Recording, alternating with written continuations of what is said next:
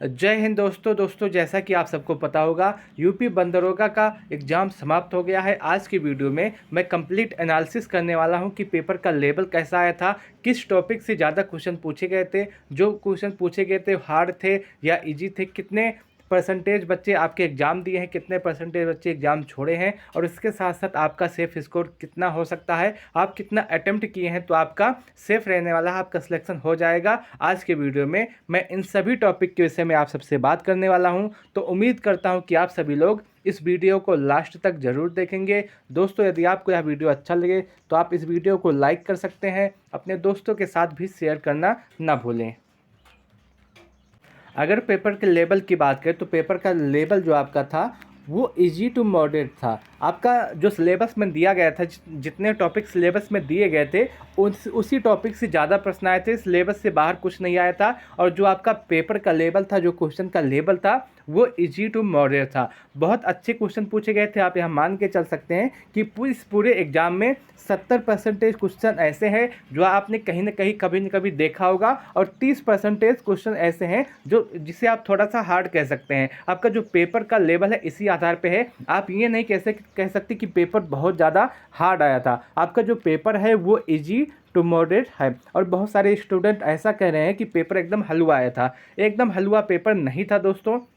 जो कह रहा है कि पेपर एकदम हलवा था उसे कहने दीजिए। आंसर की आने के बाद यही छात्र होते हैं जो पेपर देने के बाद आते हैं, कहते हैं कि मेरे 80% सही है, 90% सही है, और आंसर की आने के बाद वही 50% और 60% पे आ जाते हैं। तो जो कह रहा है कि पेपर एकदम हलवा था उनको आप कहने दीजिए। इतना भी आसान पेपर नहीं था कि आप इसमें पूरा 100 अटैम्प्ट कर लें। अगर आप देखेंगे पेपर का लेवल, हाँ इजी था, इजी टू मॉडरेट था, लेकिन एकदम हलवा पेपर नहीं आया था। पेपर का जो लेवल है आप इसी तरह मान सकते हैं, इजी टू मॉडरेट था। और इसी आधार पे आप यह मान सकते हैं कि इसमें 70% क्वेश्चन आपके थोड़े से इजी थे और 30% क्वेश्चन ऐसे थे जो हार्ड के थे। और इसमें से आप ज़्यादातर प्रश्न ऐसे होंगे जिसको आप कहीं ना कहीं देखे जरूर होंगे, ऐसे प्रश्न आए थे। और वहीं आप देखेंगे कि तो सिलेबस से एकदम पूरी तरह से सिलेबस से आया था, सिलेबस से बाहर नहीं पूछा गया था। अगर आप देखेंगे आपके एग्जाम में तो वन नीति से प्रश्न आए थे, कई सारे आए थे।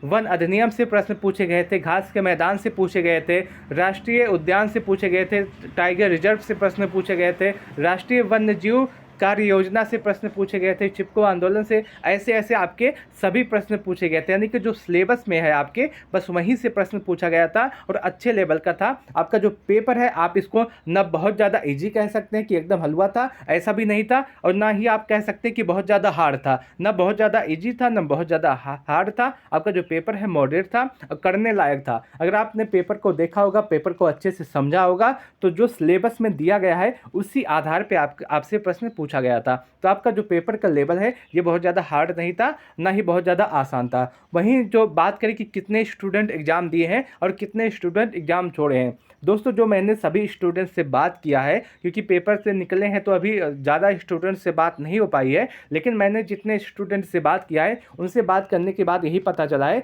कि मान लीजिए किसी रूम में 24 स्टूडेंट बैठे हैं, तो उसमें से किसी रूम में 2 स्टूडेंट नहीं है, किसी रूम में 3 स्टूडेंट नहीं है, किसी रूम में 4 स्टूडेंट नहीं है, लेकिन ज़्यादा से ज़्यादा स्टूडेंट ऐसे हैं जो एग्ज़ाम दिए हैं। तो आप यह मान के चल सकते हैं कि लगभग 80% स्टूडेंट ऐसे हैं, 80 से 70% स्टूडेंट ऐसे हैं जो एग्ज़ाम दिए हैं, बाकी स्टूडेंट आए हैं जो एग्ज़ाम नहीं दिए हैं। तो आपका जो एग्ज़ाम देने का परसेंटेज है वो इसी आधार पर है। उसने यही कहा था, जिस लड़के से, जिस बच्चे से मैंने बात की है, उसने यही कहा था कि मान लीजिए एक रूम में 24 लड़के बैठे हैं, तो उसमें से बहुत ज़्यादातर किसी रूम में 2 बच्चे एब्सेंट है, किसी रूम में 4 बच्चे एब्सेंट है, किसी रूम में 5 बच्चे एब्सेंट है। तो आपका इसी आधार पे बच्चे प्रेजेंट और एब्सेंट है। और जो आपका पेपर का लेवल है उस हिसाब से अगर मैं एक सेफ स्कोर की अभी बात करूँ तो अभी अगर आपके 75 नंबर के आसपास बन रहे हैं तो आप इसमें सेफ रहने वाले हैं। इतना आपका है तो आपका 100% इसमें हो जाएगा अगर आपके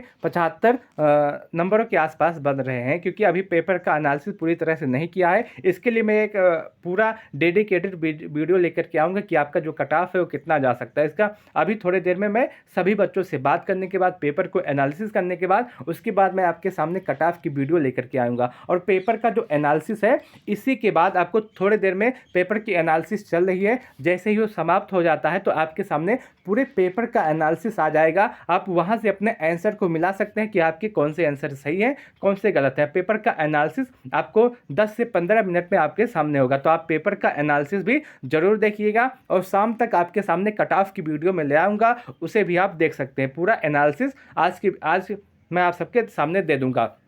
वहीं जो आपका अगर 75 नंबरों के आसपास किया तो आप इसमें सेफ रहने वाले हैं, इससे ज़्यादा कट ऑफ नहीं जाएगा। मैं उम्मीद करता हूं कि मैं अपनी बातों को सही से आप सबके सामने रख पाया हूँगा। आपके हिसाब से पेपर का लेवल कैसा था, कितने स्टूडेंट आपके रूम में थे, कितने स्टूडेंट नहीं थे, प्रेजेंटी आपके हिसाब से क्या रहने वाली है, आप कमेंट करके बता सकते हैं। उसके साथ साथ यदि आपके कोई सुझाव हो तो आप उसे भी कमेंट सेक्शन के माध्यम से दे सकते हैं। और पेपर का एनालिसिस अभी थोड़ी देर में आपको मिल जाएगा, तो पेपर का एनालिसिस भी आप सभी लोग ज़रूर देखिएगा। तो मैं उम्मीद करता हूं कि आप सबको वीडियो अच्छा लगा होगा।